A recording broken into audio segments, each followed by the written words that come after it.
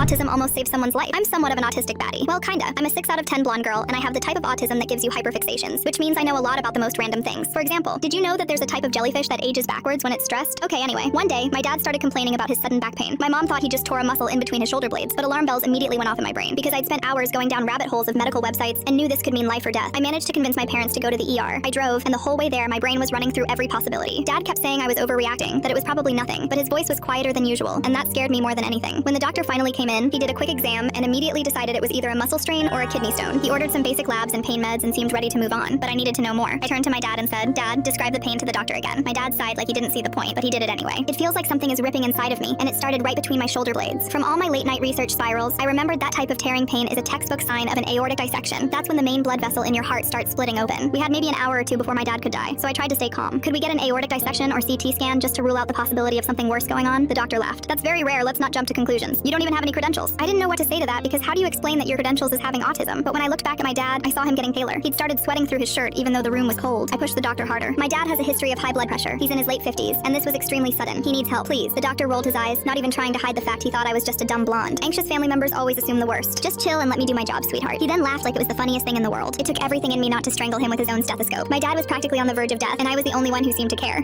"Can you at least check his blood pressure in both his arms?" The doctor walked out without saying a word. Classic public healthcare. Then my dad groaned and said the pain was spreading down into his stomach. I felt ice in my veins because I knew exactly what that meant. It was getting worse in real time, right in front of us, and we were just standing there arguing about whether I was being dramatic. I rang the buzzer for the doctor again. Buzz. As soon as he came back in, I bombarded him with requests. "It's progressing. Please, do something. Order the CT scan. CT scans aren't just given out like candy, sweetheart." He said it so casually, like my dad wasn't sitting right there looking like he was about to pass out. His lips were losing color. When the doctor saw the tears in my mom's eyes, he finally seemed a little concerned. But instead of ordering the scan, he started talking about monitoring and waiting for the lab results to come back. I responded, "My dad doesn't have time for labs. The dissection could rupture any minute, and then there'd be nothing anyone could do. I told you to stop escalating this and let me do my job." My dad's hand found mine and gripped it hard. He whispered in my ear, "Something is really wrong." I looked at him. I realized that if I backed down right now just to be polite, I might watch him die in this room. We maybe had 30 minutes left. The doctor turned and walked toward the door, so I stepped in front of it and blocked his way. The room went completely silent. My mom stared at me like I'd lost my mind. I spoke anyway. "If you walk out of this room without ordering that scan and my dad dies, I will make sure everyone hears about it. That you ignored all the textbook symptoms. Your life will be over." My voice was shaking, but I didn't move. "I will call security," he said, towering over me. I still didn't move. The doctor looked at my dad again. Really looked this time. He ordered the CT scan. I stood in that empty room shaking, replaying everything, terrified I'd been wrong and made a scene for nothing. 30 minutes later, the doctor came back. His face was completely white. They needed to do emergency surgery on my dad immediately. The surgeon told us later that if another hour went by without the surgery, my dad would have died.